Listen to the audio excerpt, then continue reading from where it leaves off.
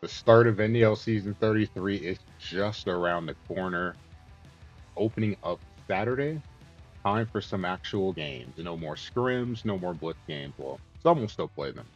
The games matter now. So I'm excited. I know a lot of other people are excited. So now we can do more of a deep dive into the actual schedule for Florida State for this season. So without further ado, take a look.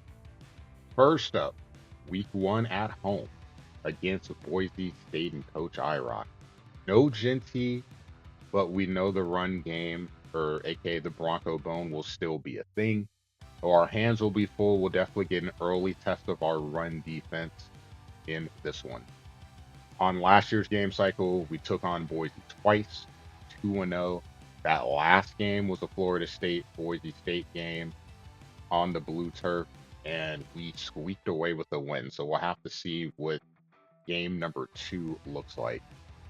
Boise State's just coming off of a conference championship, and all in all, 4 seasons of 500 or better for Coach Irock with the Broncos. Overall, 136 and 108 hit an NDL career record.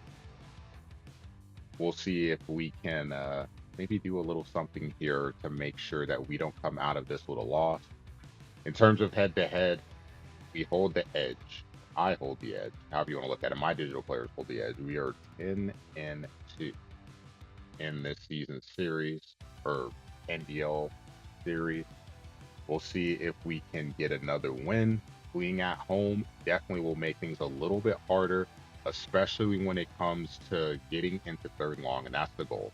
Got to try to push Boise into third and long situations and force the pass, and then let the home field advantage hopefully play out in our favor. So we'll see what we can do in that one. A big test for us in week two. We'll be traveling on the road to Georgia to take on the Bulldogs and Coach Andy. Just his third season in the NDL, but both of his seasons prior got double digit wins. So if one thing is for sure, Andy knows how to win. A combined record of 26-9 overall. Conference championship last season, 12-2. So Colorado definitely doing some things. Now, obviously, yeah, Travis Hunter and Shador Sanders. And yes, I did say Colorado out loud, the Colorado Buffaloes. He had a really good season with them. He also had a good season with Kennesaw State. So being able to do it with the pressure on with a good team and also do it away from the spotlight with a group of five team.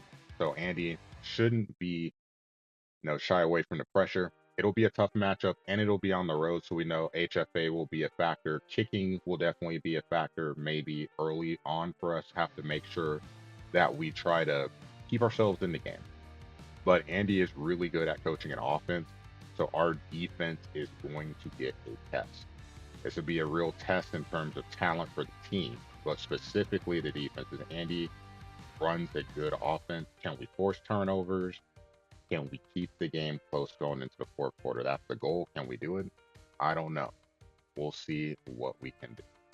In block two, we'll be taking on another ranked team. We have a bye in week three. Georgia ranked in the top 10. Iowa State sitting at 20. And we will get them at home coaching against a longtime NDL vet, FSU Penguin. And this is going to be one of those weird games because, as you hear by the name, is a Florida State fan. So if anyone's going to know the team well, he probably would know them better than I know the team. But we will do the best that we can, give them a different look. Iowa State did really well for or under the tutelage of Coach Penguin. 10-4 last season. But going from Michigan State to Iowa State, having a lot of success with the Cyclones, things working really well for him. He knows the team well. He gets them back and improves squad too. Overall, Coach is 291 and 191, so he's looking to get his 300th win this season between the Cup and regular season play. So 9 wins. I just don't want to, obviously be number 300, but I don't think I have to worry about that. We're playing early in the season, so that kind of helps. No pressure. But we have played 9 times in the history of the NDL. Right now, I currently hold the edge 5-4. The last matchup we met once on last year's game. That was Western Michigan against North Texas. We pull out the win there. Prior to that, the last time we met was Southern Miss, going back to season 25. Southern Miss against Tulsa for a conference championship. One of two conference championships I won. That was a 41-35 game, holding on for dear life late. But something else to point out, three times prior, Florida State's been involved in this season, or this coach head-to-head matchup. And that's when Penguin was coaching Florida State, and he is 3-0 in all of them. So again, he knows Florida State well. This will be the first time that I am holding this team in our head-to-head matchup. Will it play a factor? His knowledge of the team. We'll have to see. But I, of course, would hope that Florida State would stay undefeated in our head-to-heads and make it a 4-0. Then for block three, we jump into conference play. Yeah, much better than last season, where we were jumping in right out the gate against Georgia Tech and Boston College, still trying to, figure things out while the games matter. It's the worst feeling to have, trust me. Oh, we're going to start out on the road. We're taking on Virginia and Coach Just Giver. You'll see by the overalls, this is the game that we're favored in, head-to-head wise. And overall, Just Giver is a long-time vet of the league, starting in season 4. Got 178 career wins, 230 losses. On the game cycle last year, here for all 4 seasons with Jacksonville State, he coached them to a bowl. So we know we will have our hands full. Last season, he had the Fighting Illini going 3-9. So he goes from the Big to the ACC. And for our opener, we're hoping to get off to a good start. Historically, we have played 3 times. Currently, at the moment, 3-0. Our last matchup was in season 30. I had New Mexico. Giver had Fresno State. But in the past, you're also looking at a Michigan Penn State matchup and a Nebraska over Kansas matchup. So those were the 2 prior, way long ago. Feels like eons ago, with the huge time in between the last 2 NCAA games. But 3-0, and we'll see if we can make it 4. The battle for the Florida Cup, the other matchup in Block 3. And this is also against a ranked squad, taking on Coach C. Nasty and the Miami Hurricanes in Week 6. Miami will be favored, as they should be in the polls. The preseason polls, they're ranked 23rd on the season, or for the season. And Coach C. Nasty will definitely be a handful, especially with the offensive weapons that Miami has. You have Carson Beck transferring over, so you go from Cam Ward to Carson, a very solid quarterback swap. So the head of the offense will still be good. Overall, 255 and 134 in NDL lifetime. He has an NDL championship. He also has won 3 cups. Those championships, USC, Texas, and hey, guess what? Miami, 13-0 with the I was gonna say with the Huskers. He took the Huskers after, but he had Miami went 13-0. So he knows how to win with his boys. This is his 4th season of having them. 13-0 the first season, 10-2 the second season, but in the last 2 instances, 5-7, and then 7-6. So definitely, he's looking to have a much better year this time. Double-digit wins would probably get him in the ACC championship game. So he's looking to see if he can go ahead and start up a dynasty with the Kings.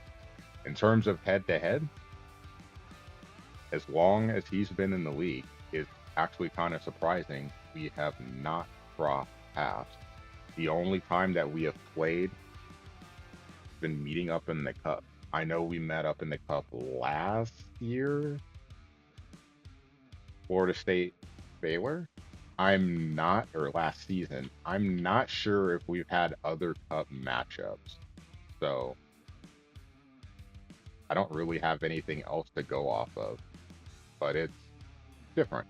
It's kind of interesting to have a coach that's been around for as long as he has been. We haven't met up, so we'll see how things turn out. We know our offense is going to have to put up points.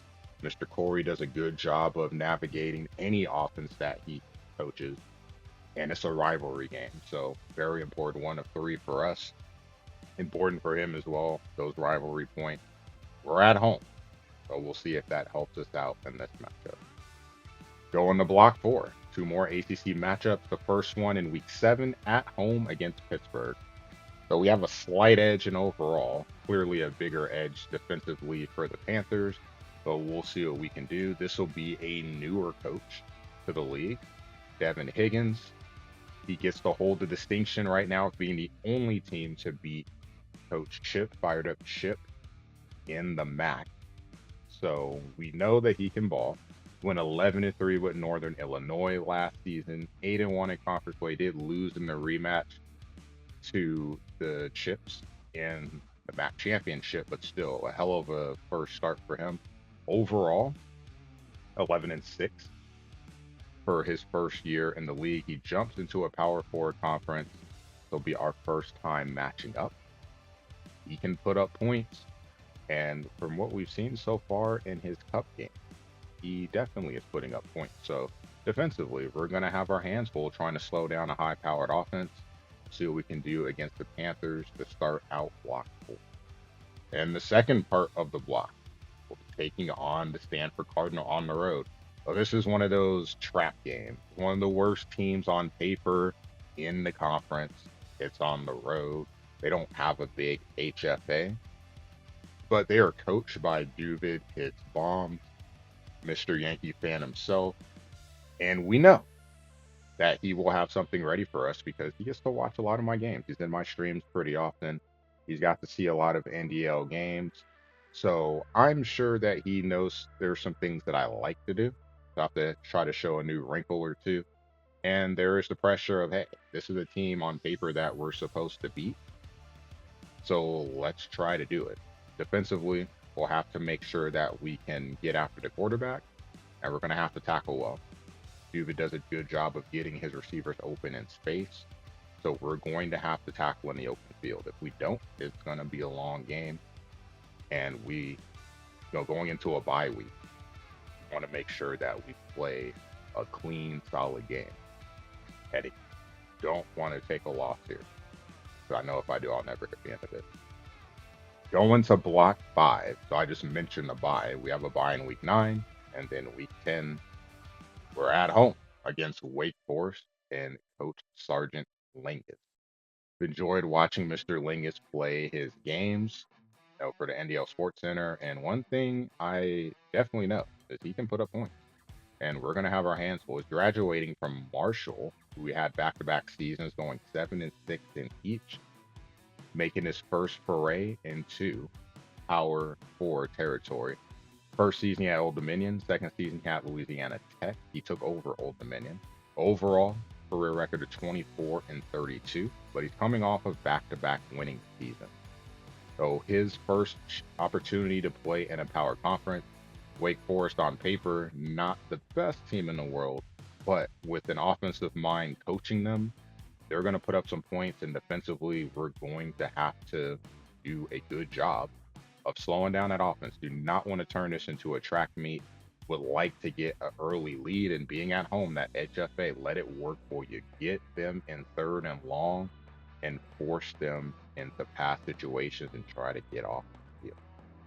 Now we enter the scary part of the schedule. We go to block 5, and we're taking on the kid, El Jefe, and the Clemson Tigers. They come in to the season ranked number 5, and El Jefe has already got a pretty nice trophy room. He's only played 4 seasons. He joined us last game, so season 29, and over those 4 seasons, a record of 72-10, 23-4 in the Cup, and over the regular season, 49-6. He's got 3 conference championships. One with Temple in season 29, going 13-1. undefeated in conference play. He went 10-3 with Kentucky, go Wildcats, and then back-to-back 13-1 seasons. Just what can you say? He's not lost an ACC game. I definitely remember last year's game against him, or last season's game in season 32. We were able to get him on the ropes early. He walked us down in the third quarter, and then it was back and forth from there. But we got into field goal range. 38-31 game, got in field goal range, and he came up with a big hit on fourth down before the quarterback could get the ball away. He gets the stop, and then Maffa did what he was doing all game and ends up helping run out the clock, and they walk away with the win. So just like last season, we'll be playing them on the road. So it'll be a tough matchup. Clemson, obviously, a great team on paper. We know that. You got to see it last season as well. Great team on paper, good coach. The key is going to be slowing down the run game. Now, they don't have Phil Maffa, but they still have a very talented group of running backs. And from what we've seen in the preseason tournament, nothing has really changed. They're still breaking tackles. It's Phil Maffa and Spirit. Broken tackles and good lanes to run through. So the question will be, can we slow down the run game without compromising the passing game? This is where we kind of turned into a matchup of how things have been against Coach Irock in my time at NDL. Can you slow the run down without having to bring everybody in the box? Basically rally and tackle. You're going to give up some big plays, but I just have never been a guy that's fully committed to try stopping a running back. There's a good chance he's going to run for over 200 yards. But the question is, can we make those 200 yards not so meaningful? With Maffa, we were able to somewhat do it because we were in the game. We had a chance to go down and score at the end, and we would have went for two, with under 2 minutes to go. The question is, can we do it again? And on the road. It'll be a challenge. We'll have to see what we can do. In week 12, we are at home taking on Virginia Tech coach VT Run and Gun.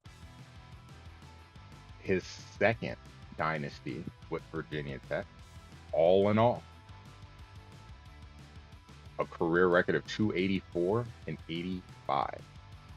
He has one championship, and what do you know? Came with Virginia Tech. He's also got two cup championships as well. One with Virginia Tech, the other with that trash team from Tennessee, the Vols. So he's had success both in the cup. He's had it during the regular season. He just knows how to win.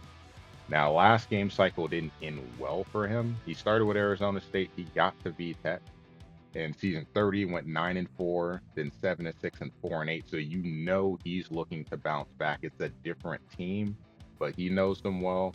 His favorite team. I'm sure he'll be amped up and ready. And plus, it's a game later on in the season. Now, thankfully, we're at home. We don't have to, play on the road. So it'd be a pretty cool intro to see. That said, he has multiple double-digit winning seasons. His first run with Virginia Tech, he held them for 10 seasons, and 8 of them double-digit wins. So he knows how to win. He knows how to win with his boys. And surprisingly, again, a guy that's been around for a really long time in the NDL, and we really have not crossed paths. So this will be cool. Oh, we crossed paths once. I stand corrected. 24-19. Oh, what do you know? Another part of the Florida squad. The season I had Miami back in season 27. He beat me 24-19. The one season I had Miami, that was a disaster. So, he knows how to beat me, that's for sure. He's already got a win against me with Virginia Tech. So, hey, see if we can return the favor, this time with a different Florida team. And in the final block, we really will be taking on two vets in the league. BT is definitely a long-time vet, but you're talking about an OG here. NCSU homie, the tech god of the NDL, NC State fan. He's just starting his second run with the boys.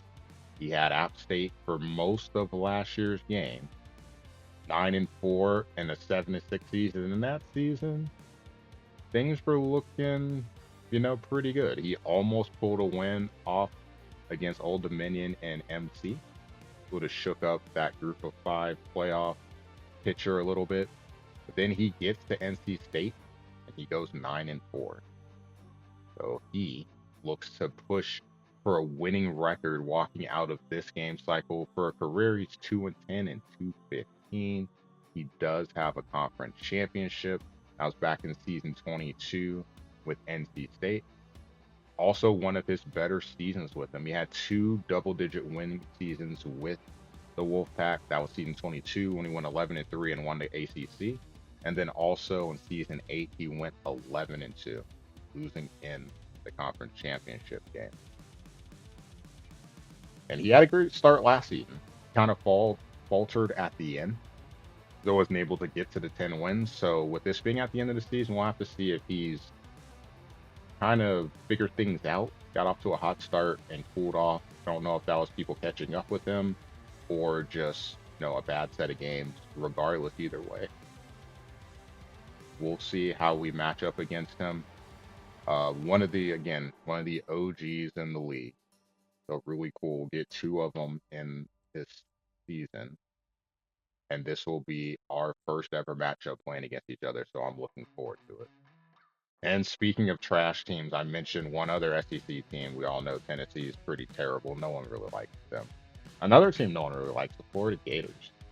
How could you like them? That's a terrible team.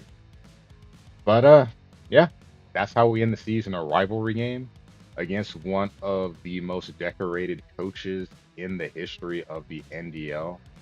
Coach Big Mikey also is a Florida fan. 400 career wins, 413 and 91. Over 300 wins in the regular season. He's got 3 championships, all of them with Florida. He's got 2 cup championships. One of them, or actually both of them with Florida, but season 14, the big one, 12-1, wins the national championship and wins the cup. So bringing in everything there. And this will be his 3rd season in a row. So the last 2 seasons, he's had 9 wins. And he made the playoffs in season 29 and 30, 12-2 with Mizzou, 11-3 with Bama. So doing work in the SEC, conference that he clearly knows well and should as a Florida fan. We're going to have our hands full. We'll be playing at the Swamp again, just as we did last season. We've matched up a few times in the past. He currently holds the winning streak in the head-to-head. He is 1-2 against me for the moment. I feel like it's going to be 2-2. Won 35-21 last season. Pretty much the home team is won in this matchup. We had a nail biter, Nebraska, Mizzou back in season 17. Nebraska at home. Nebraska wins by 3. Michigan against Wisconsin. Michigan at home. Michigan wins by 3. But that was the dreaded dorm game where I had the really crap internet. So, I guess in the record book it counts as a win, but it wasn't a fun experience for either one of us. And then last season, 35-21. So Mike definitely flexing his muscles in that one. We'll head to the Swamp again, and we'll see if we fare better in outing number 2. Clearly, we have to deal with Mr. Lagway, not just finding a way to get to him, it's getting him down. That's been the problem. But that's the problem that a lot of people in the NDL have had. So we'll see what he looks like at the end of the season. Also have to see how Florida State looks like. Something tells me if anyone's going to get a ratings boost getting towards the end of the season, it'd be Florida. So I'm a little nervous about that. I didn't have Florida State until the end of the game cycle last season, but if you had Florida State at the beginning, man, that rough start kind of killed some ratings for some guys, and that brought that overall down. Makes it a lot harder. But winning at Florida is going to be tough. Mike has the boys to run man or zone. He has great user skills defensively. And the one thing I think that really gets slept on him is the run defense. A lot of good users can create interceptions. Mike can do that. As a safety, as a linebacker, it doesn't matter. The thing that stands out about Mike's defensive user skills is he plays the run game well. He fills the holes. He's able to shoot the gap and feed the play, but he tackles well. It's hard to get away from him. And ultimately, if you're going to make something happen on offense, you're going to have to go through him. You can't just avoid him as a user. You're going to have to attack him. It tends to not go well for a lot of people. And I can admit it hasn't gone well in a lot of instances in the past, cup and regular season. We'll have to see if we can find a way to move the ball offensively. Defensively, we'll have our hands full with the Florida run game and Lagway, but we're going to have to put up points. 21 is what we did last season. That's not going to be enough. We're going to have to get closer to 30 and hope defensively that we can get some stops. But that is a full rundown on our schedule for the season. We're excited to get started. We'll have some highlights coming up here on the YouTube channel shortly. Got a preseason tournament game. Only got to play one because of COVID. And got a cup game. So we're starting to get some action in with Florida State this season. I'm excited. Definitely excited for Block 1 to start. And hopefully we'll have a good start. Last season it was a 1-1 start. Uh, I probably would say that would not be terrible because you would assume the loss would be to Georgia. Problem is, Coach Irock knows me really well. We're going to be running a different offense, one that's much different than offenses I've ran in the past. So I'm not sure how long it'll take for us to get fully acclimated, but we have to try to get off to a good start offensively this block.